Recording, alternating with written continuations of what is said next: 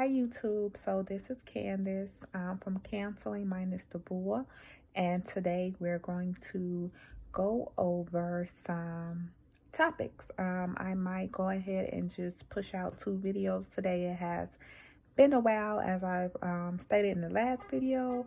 I really haven't been feeling my best, doing some sinus things going on, and just wanting to rest due to, currently what's going on.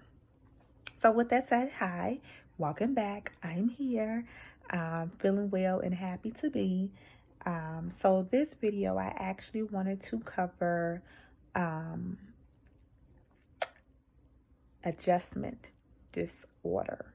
So this disorder I've really seen a lot in my internship when I was going into the schools and speaking with children. With this disorder, there is a lot of specifiers, meaning there's different branches. So you can have adjustment disorder with depressions. You can have adjustment disorder with the mixed disturbance of emotions and behaviors, and so on. So exactly what I'm referencing is with this disorder, it's something going on in your life that is currently going on, and that is bringing about these symptoms. So it can be things such as a divorce in your family, or a divorce. It can be a loss of a job. It can be sickness. It can be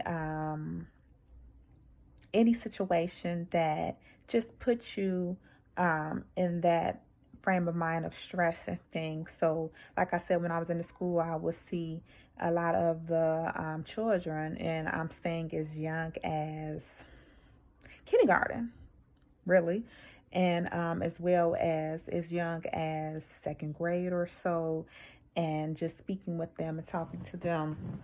And I've seen a lot of this related to behavioral things, as far as when it comes to school and how they're reacting in school. And then when you actually sit down and take the time to speak with them, you're finding out that, there are things going on in their personal life that kind of affects their attention, that affects their behavior, that they are worried about. So, like I said, it's this adjustment disorder. I've really seen it a lot with children. And basically, I just wanted to go into briefly some things that will help with kind of identifying the number one, and as well as some ways to work through it.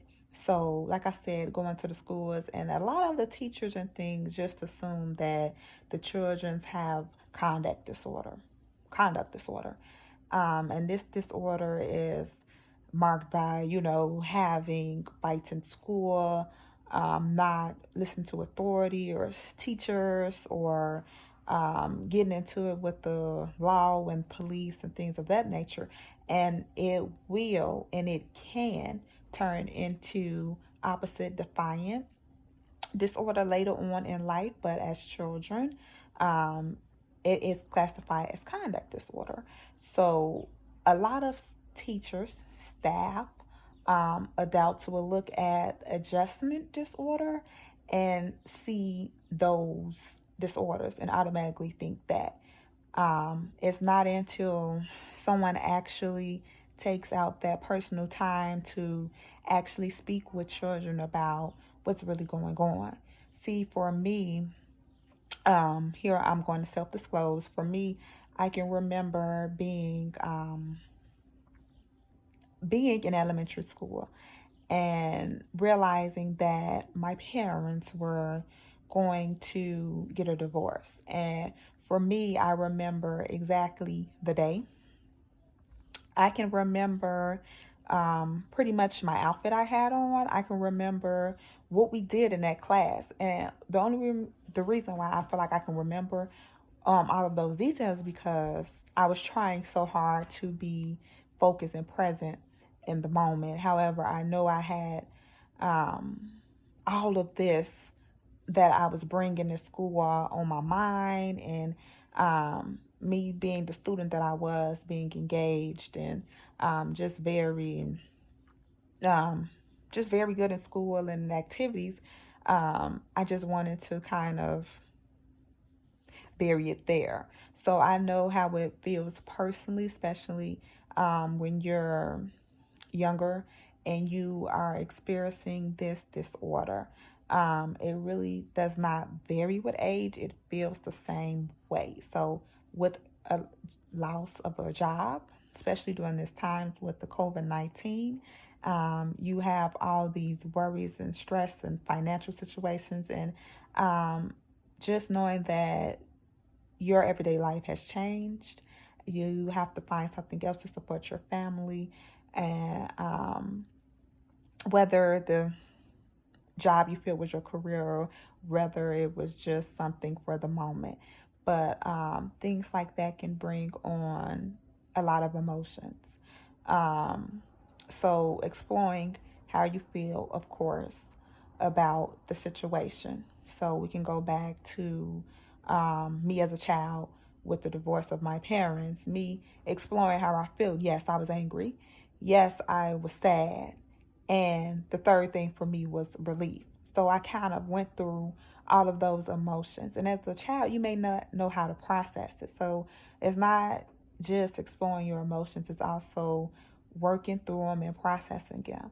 It's acting out healthy behaviors instead of getting away into the unhealthy behaviors, which is finding ways to cope, like substance abuse or um, isolating yourself, kind of exhibiting depressive symptoms, and children acting out behaviors in school or at home, getting in fights, things of that nature.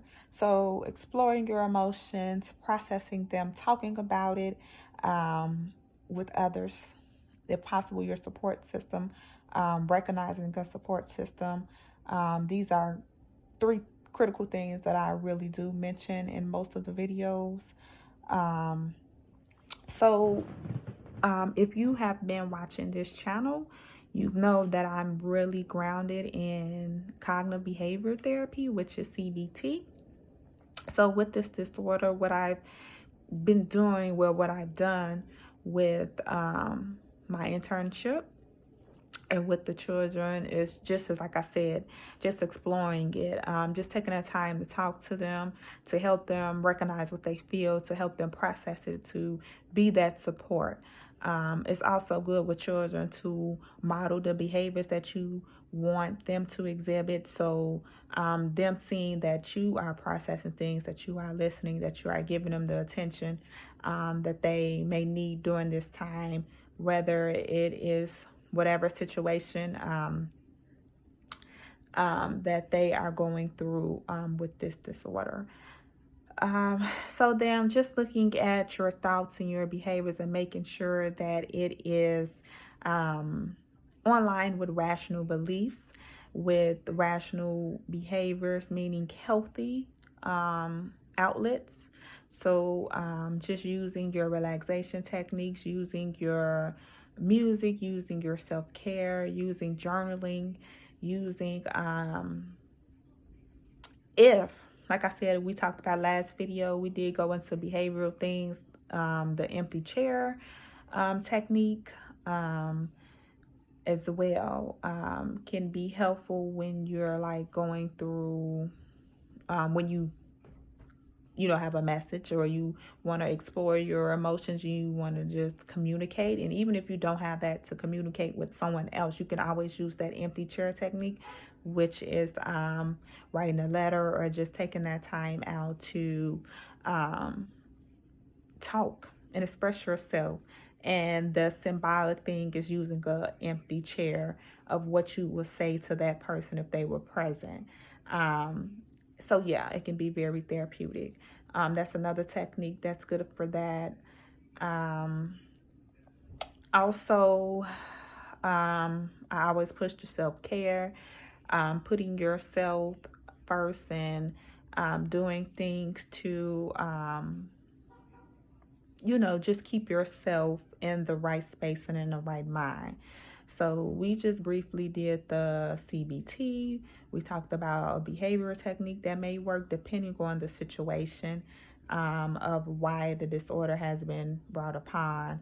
We talked about relaxation techniques, journaling, music. Um, let's see what else. Adjustment disorder. And then, okay, so just going in even deeper, like I said, I try to do a lot of self-disclosure because I know that this is YouTube and it's not in person. So I try to make it as realistic and interactive as possible. So just knowing that, oh, I really just lost my thought. But it was referencing back to processing that my parents were getting divorced. Da, da, da, da, da.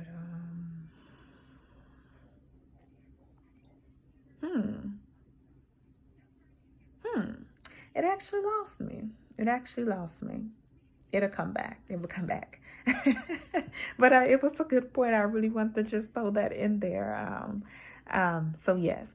So yeah, we talked about a few things with this disorder. Like I said, it can be branched off into different features such as depression or mixed emotions, disturbance of mixed emotions and behavior, and so many other specifiers as well. And we talked about kind of some things to identify it, behaviors, of course, recognizing that someone is going through a period of their tough times. And it, like I said, it can be divorce, it can be losing a job, it can be an illness, it can be getting in a car crash, it can be so many different things, circumstance in your life that just have you in this moment, and it's not necessarily brought on due to anything going on genetically or anything of that nature. It's just purely due to your circumstance. Purely due to your circumstance that you're going through, and usually subsides once the circumstances are over. I hate to say it that way, or processed or worked through. I'll say that. So I'll just end there. I guess I lost my thought. Thanks for your patience. Thanks for hanging there with me, and I'll see you again very shortly. I want to do a video, and I'm going to do it and push it out today. So yeah, I hope that this has been informative and that it's helpful, and you'll be able to at least acknowledge or be aware of this order. Thank you, and thank you for watching the video. Please like, share, and subscribe to Counseling Minus Delua, and I will see you again next time.